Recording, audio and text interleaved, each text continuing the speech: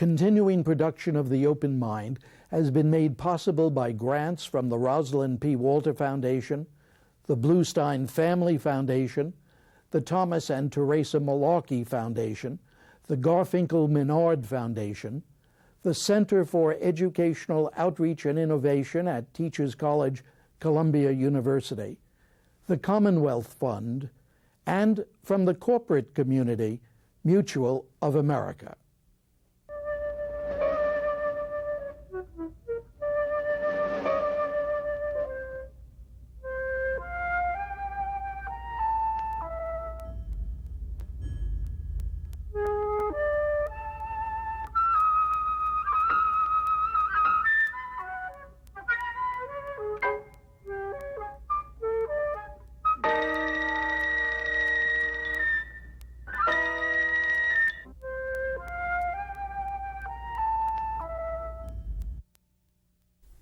I'm Richard Heffner, your host on The Open Mind, and today's program stems largely from what my wife told me recently about a wonderfully challenging symposium she'd attended, one presented by the Center for Psychoanalytic Training and Research and the Sackler Institute for Developmental Psychobiology at Columbia University's College of Physicians and Surgeons. Of course, Dr. Elaine Heffner is the psychiatric professional in the family. I respect her judgment, and I was particularly intrigued by the symposium's cleverly evocative title, When the Bough Breaks. For surely we all remember Rockabye Baby on the Treetop, When the Wind Blows, the Cradle Will Rock, When the Bough Breaks, the Cradle Will Fall, and Down Will Come Baby, Cradle and All. And just as surely, we are aware that too often all over the world, in our own country as well, the wind blows, the bough breaks, and down come our babies, cradles and all. The question, of course, is what do we choose to do about it? And to begin what I hope may become a series of open mind programs dealing with our children and the various trauma they face, terrorism and war, poverty, abuse, debilitating diseases, parental and societal indifference or ignorance, I have asked to join me here today Dr. Lawrence Aber, Professor of Public Health at Columbia University, Director of its National Center for Children in Poverty, and Co-Director of its Institute for Child and Family Policy. Now, at the Columbia Symposium on When the Bough Breaks, Dr. Aber commented on this dire situation's implications for research and public policy, and I would begin by asking him today to tell us what research and what public policy? Fair question? Absolutely fair question. But it reminds me a little bit of Woody Allen's definition of theology in his comic college syllabus, Theology 101, Introduction to the Creator of the Universe through Informal Lectures and Field Trips. And the scope of the challenges you just described are so enormous and have been with us for so long. Your viewers need to only think about the story of Abraham and Isaac. And I remember reading to my son that story, and that Abraham took Isaac up to the mountaintop and was going to sacrifice him. And my son's eyes grew enormously big, and he said, he was going to do what? Solomon and what he had to decide, and the slaughter of the innocent. So I begin with all that to say that I think science can provide deep insight into the challenging conditions facing children and families, but we have to be humble about it. These issues have been with us literally for millennia, and take a pretty humanistic point of view about it all too. What have we learned from research? What do we need to learn from research? It's really only been in the last 50 or 60 years that we try to apply science to understanding the effects of major traumas like sustained and deep poverty, family violence, community violence on children's development. And back in the 60s, we couldn't even accept it. I don't know if you know the story about how child abuse, battered child syndrome, really became quite prominent. But a radiologist named Henry Tempe in Colorado was trying to discover why some children came in with repeated fractures of their bones.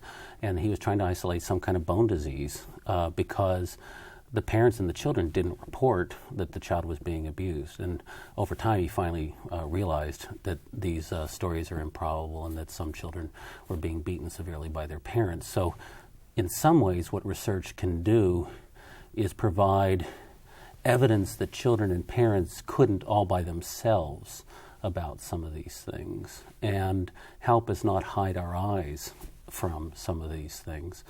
A second thing that's, and science has begun to do that, and we can talk more about that if you want.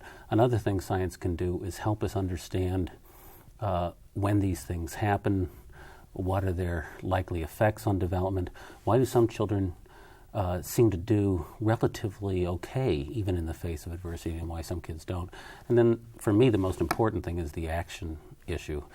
Science can help provide some guidance about what we can do to prevent these problems or to help children recover from them. First, hide our eyes. That's an interesting thought.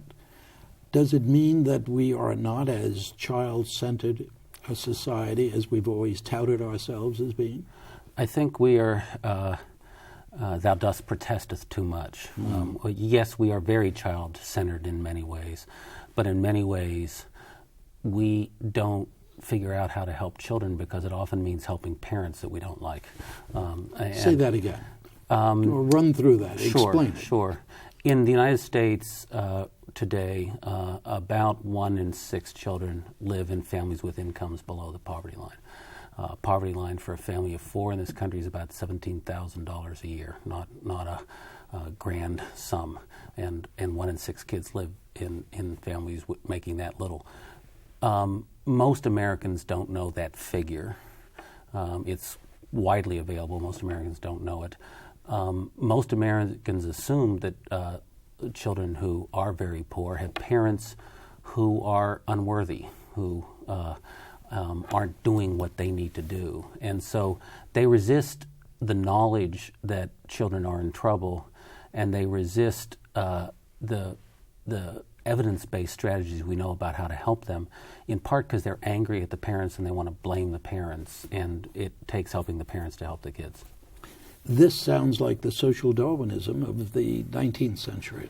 I think it's related to that. I think it has even deeper and more fundamental roots. I think it has to do with America's preference for understanding things in highly individualistic ways. I think we are a country that the belief that individuals can make it on their own, that we don't want a nation state meddling in private family affairs, and combined very powerfully to reduce our belief that we can have a community or collective responsibility for kids that can be exercised in a good way. The most recent welfare reform bill was the Personal Responsibility and Work Opportunity Act. And certainly there is plenty of personal responsibility that has to be part of it. We need a community responsibility part too. And our fundamental ideology and values, I think, make it hard to mount some of the things we know that work. When the researches that you do, what are the age groups that you're concerned about? When you talk about children, what do we mean?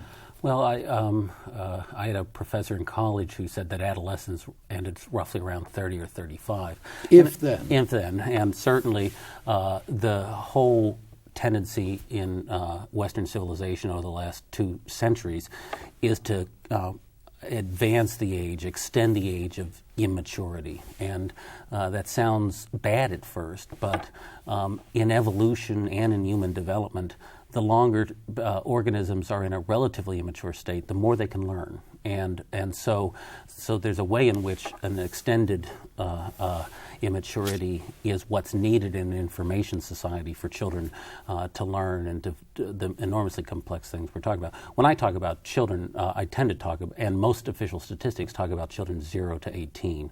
And so from the prenatal period through the transition from school to university or work.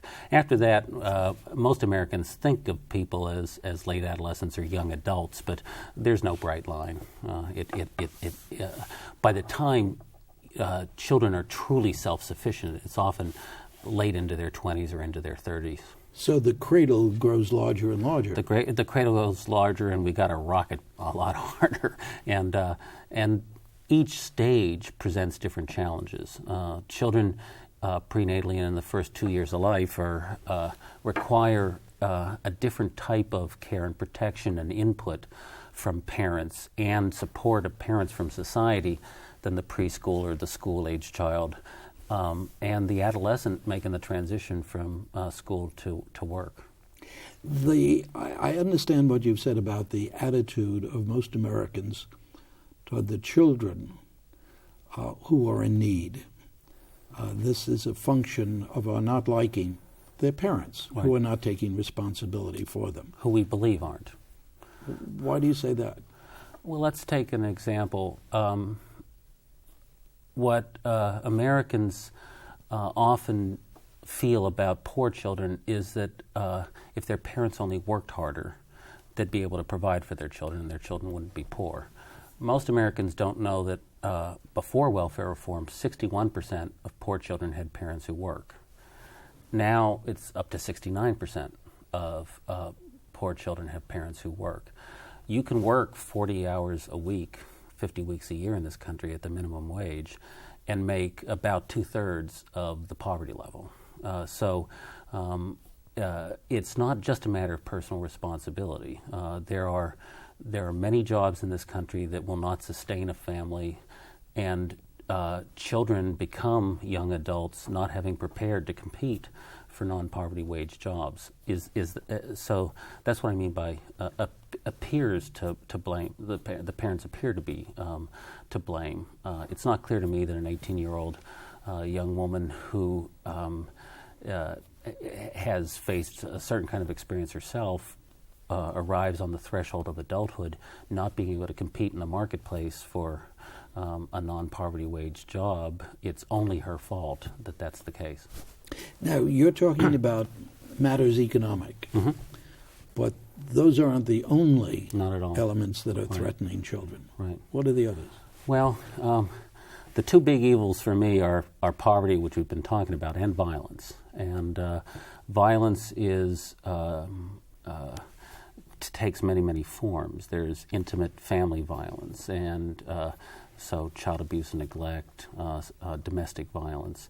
There's community violence, and there's systematic state violence, and all the shades in between. We were talking about Solomon. I mean, Solomon made a decision to try to eliminate the Messiah by killing a bunch of babies. It was state-supported infanticide. And we're talking about Abraham and Isaac, and there's a whole rabbinical tradition that suggests that Abraham wasn't sure that Isaac was his son. Back then, there was a question about paternity and how long gestation was. And if you weren't sure about that, it led to infant sacrifice in part. That if you didn't know that was propagating your genes, you weren't going to invest in it. And that some rabbinical scholars think that the story of Abraham and Isaac, which is the relationship of Yahweh to the people of Israel, has to do in part with a ban against infanticide. So I think that violence between adults and children, whether it's state-supported or intimate within a family, has been with us for a very, very long time, and it has enormous effects on development. Children experiencing violence grow up in toxic environments that affect how they think, how they feel, how they relate, how they learn. Now, this question leads me to ask you, do you think that psychologically speaking, violence is a function on a larger scale of questionable paternity in a large sense? I think that violence is multi-determined. There is no single cause of violence. I think to the extent that adults have reason to question how deep the connection is between them and their children, it reduces their tendency to invest and can cause an inclination toward responding more violently. Now, I say all this pretty soon. You're going to ask me to leave the show because we're talking about simply doom and gloom. My wife sometimes calls me Professor D&G, and I'm actually a very optimistic person. And there's all sorts of good things about how kids are doing, and I always look at these things in part with a view toward how can we learn from these to help make things better. So, and I know we're going to get to that, but I hasten to add that. I'll give you a piece of data. Children in step families are more likely to be reported as abused and neglected than children in biologically intact families.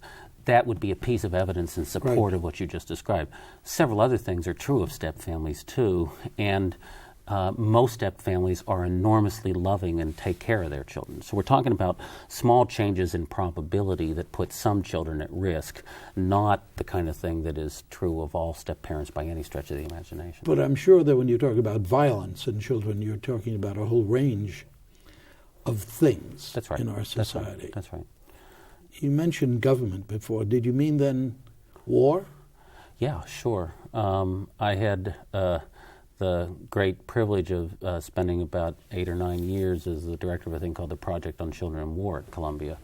And the UN and UNICEF asked if a law professor and I would get some people together to begin to think about how war affected children and how the International Convention on the Rights of the Child could be developed and used to protect children's rights in those situations.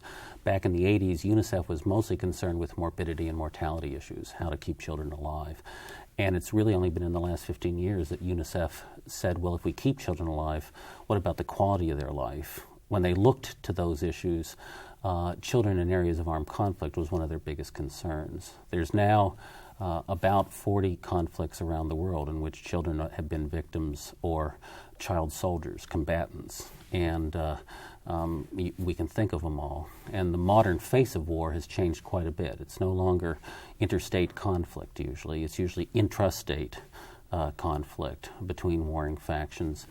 So the face of war has changed. How that affects children has changed. So we've studied children in Lebanon, Kuwait, Mozambique, Angola, El Salvador, Guatemala, so Middle East, Southern Africa, Central America, and we needed to understand the quite great variety of war-related experiences that children faced, how it affects their health and development, and in turn feed that information back into humanitarian relief agencies who have the job of helping children and families recover during and post-conflicts. So war is one of the greatest acts of violence against children and families. And the war that manifested itself at the World Trade Center and in the Pentagon in September?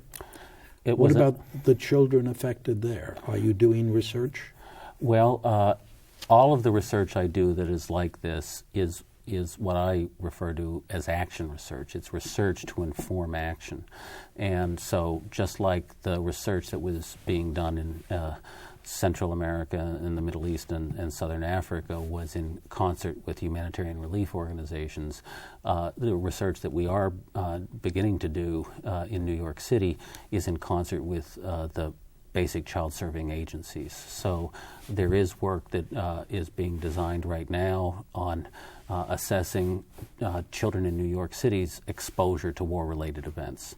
How many children saw the attack? How many children lost parents?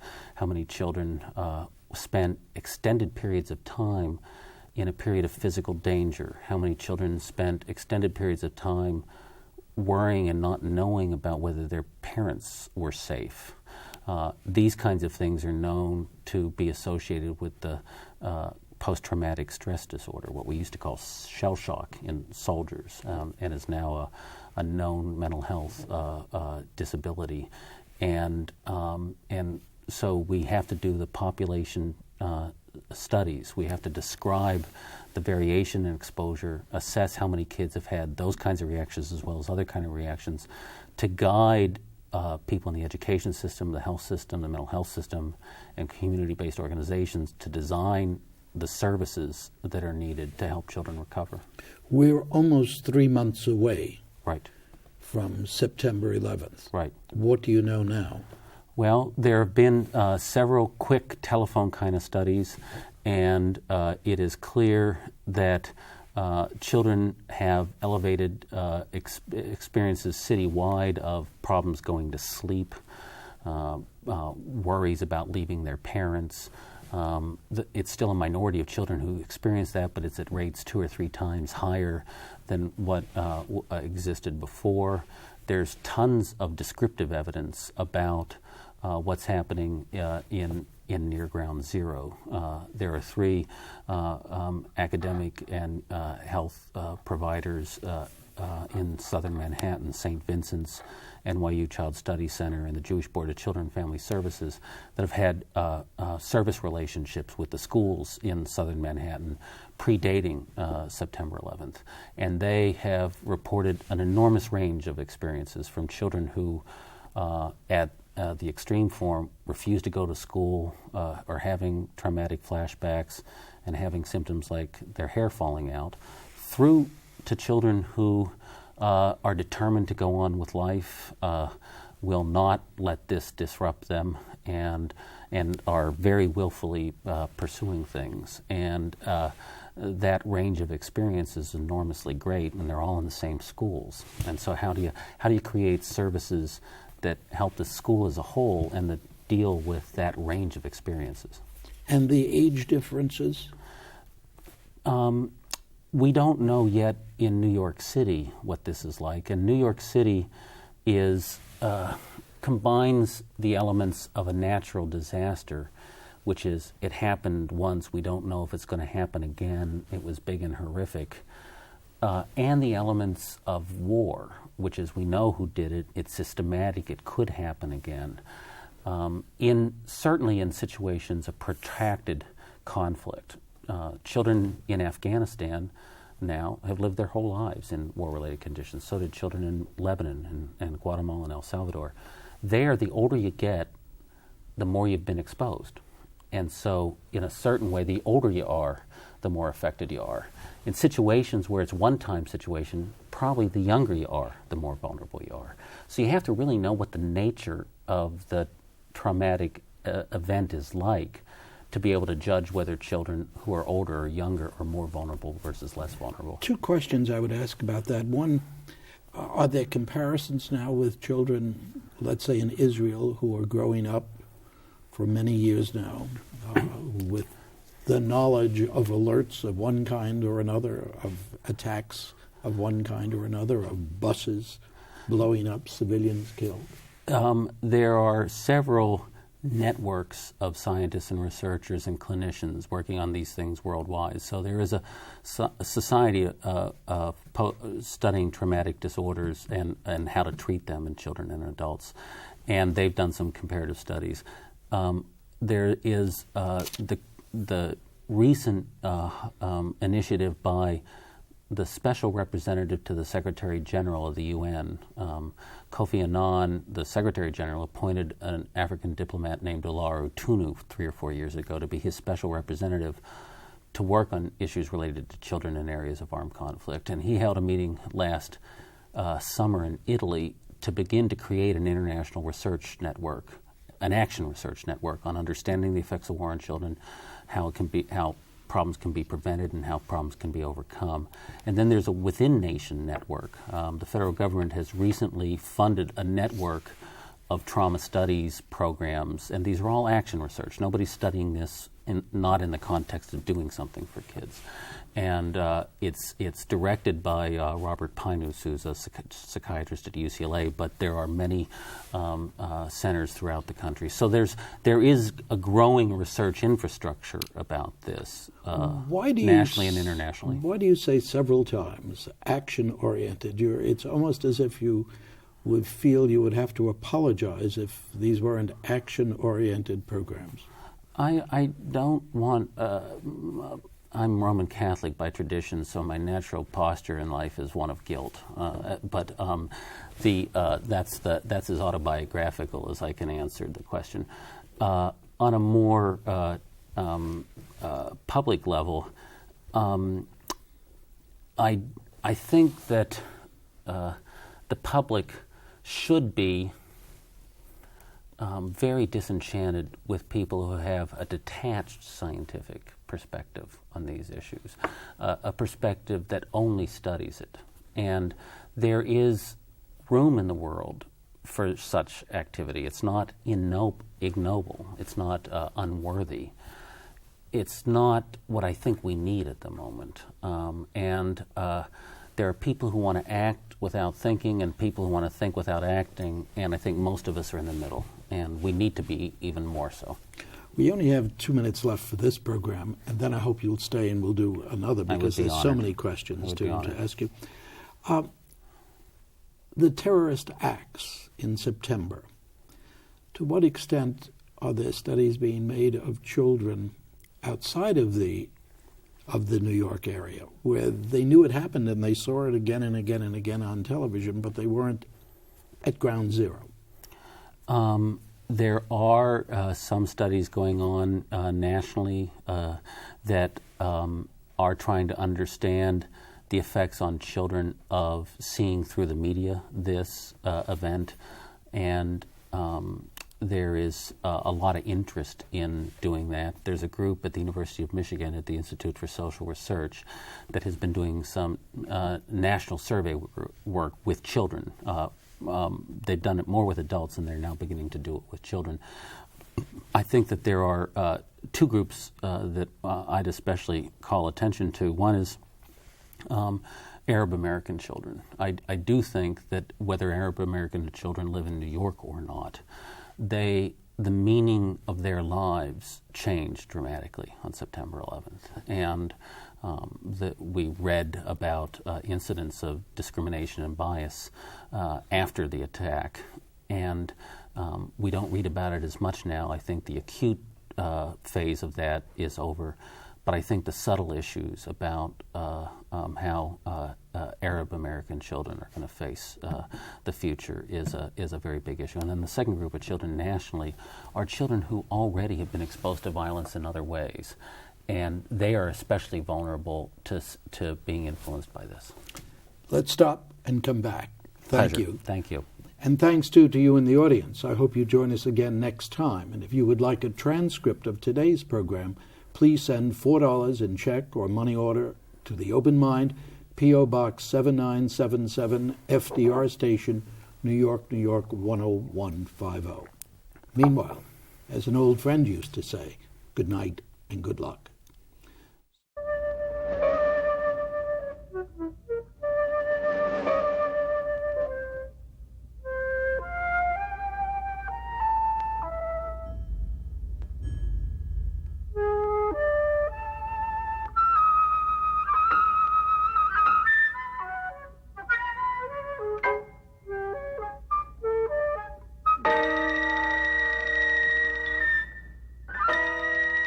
Continuing production of The Open Mind has been made possible by grants from the Rosalind P. Walter Foundation, the Bluestein Family Foundation, the Thomas and Teresa Malarkey Foundation, the Garfinkel Menard Foundation, the Center for Educational Outreach and Innovation at Teachers College, Columbia University, the Commonwealth Fund, and from the corporate community, Mutual of America.